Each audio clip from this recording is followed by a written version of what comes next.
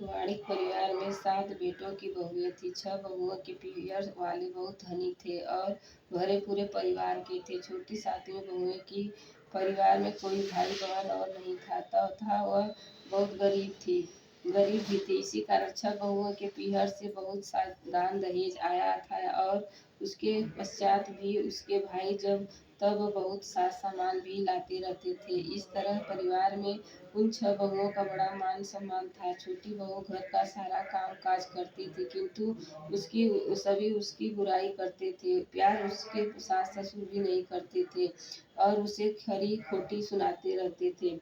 एक दिन छोटी बहू घर से अकेली निकल पड़ी और बियावान जंगल में जाकर जोर जोर से रोने लगी। आज करवा चौथ व्रत का दिन था। उसकी जेठानियों के घर से करवा चौथ व्रत के लिए उनके भाई करवा और सौभाग्य की सामग्री की पिटारियां लेकर आए थे।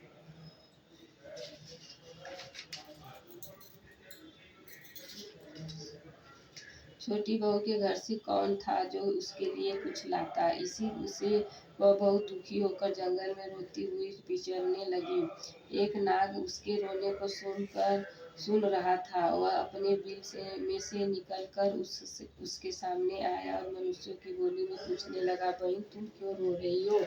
आज तो करवा चौथ व्रत का दिन है, हंसी खुशी व्रत करो। छोटी बहू पहले तो नाग को देखकर डर गई, फिर साहस करके बोली, आज करवा चौथ व्रत का दिन है। सब बहुओं के भाई आज करवा और बहुत सा सामान लेकर आए हैं। मेरे पीहर से कोई नहीं है जो मेरे लिए करवा और सामान लाता। काश मेरा भी कोई भाई होता तो मेरे लिए करवा लाता। यह सुन नाग को दया आई और बोला, बेटी तुम अपने घर जाओ, शायद तुम्हारा कोई मुंह बोला भाई घर पर करवा लेकर आए।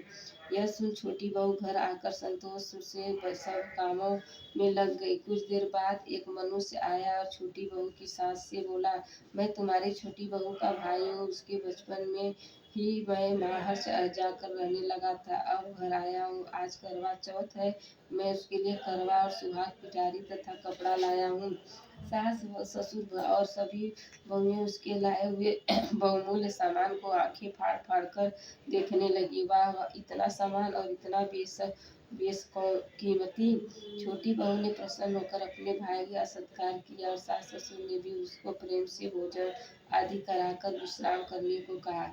करवा चौथ का व्रत हंसी खुशी हो गया। अगले दिन छोटी बहू का भाई उसकी सास से बोला, माता जी मैं बहन को कुछ दिन के लिए घर ले जाकर रखूंगा, आप इसे मेरे साथ भेज दें।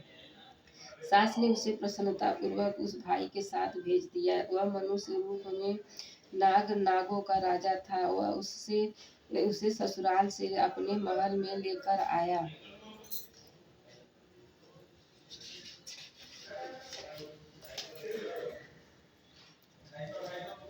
और बोला, बहन तुम जितने दिन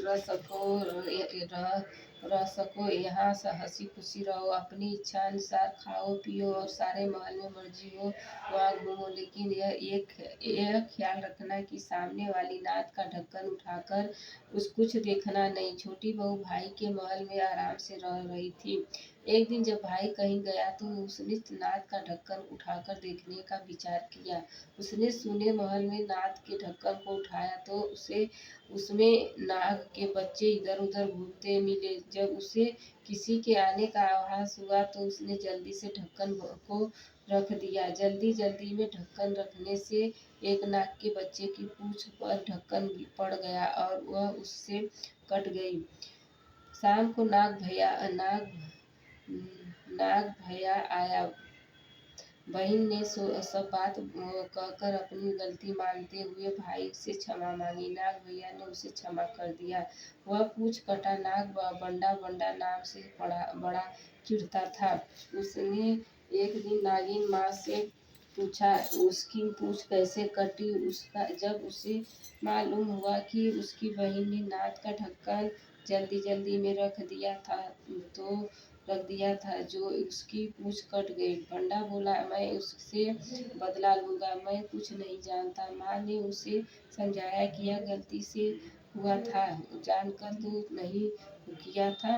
बंडा बोला, यह मैं नहीं जानता, मैं उसे उससे जरूर बदला लूंगा। एक दिन बंडा अपनी बहन के घर चुपचाप पहुंचकर छिप गया। वह अवसर की ताक में था कि उसे काट कर घायल करे। कमरे में जहाँ बंडा छिपा था और छोटी बहू बैठी थी, वहीं उसकी सास आई और बातों ही बातों में उससे पूछा बहू से पूछा, बहू तुझे तुझे सबसे प्यारा भाई कौन लगता है? बहू ने तुरंत प्रसन्न होकर कहा, माताजी मुझे तो बंडा भैया सबसे प्यारा लगते हैं। बंडा यह बात सुन रहा था। वह सोचने लगा, मुझे धिक्कार है जो मैं अपनी बहन को जानबूझकर काटने आ गया हूँ। वह वहाँ से चुपचाप लौटने लगा। तभी उसे याद आया कि कल करवा चौथ का व्रत होने वाला है। उसने वहाँ से लौटकर करवा और अन्य ढेर सारा सामान इकट्ठा किया और अपनी बहन के घर लेकर पहुँच गया। बहन और उसकी सास ने उसका बहुत प्यार से स्वागत सत्कार किया। जब वह अपने घर पहुंचा तो माँ ने पूछा, क्या तुमने अपनी बहन से बदला ले लिया? बंडा बोला, माँ वह तो मुझसे सबसे ज्यादा प्यार करती है, ऐसी बहन से कोई बदला लिया जाता है क्या? अब तो बंडा अपनी बहन के घर हर करवा चौथ पर करवा और अन्य सामान लेकर जाने लगा।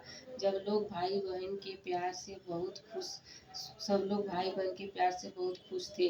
ये करवा चौथ माता, तुमने छोटी बहू के जैसे दुख के दिन फेरे, उसी तरह अपने अन्य व्रत करने वाली माता बहनों को दुखों से दूर रखना और सुहागिनों को उनका सुहाग अक्षय कर उनको सब प्रकार से संतानों सहित सुख संपत्ति प्रदान करना। बोलो करवा चौथ माता की जय।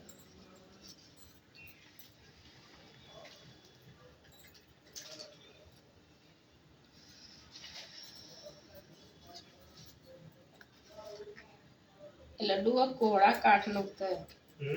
वह कोहड़ा काट नुकता है।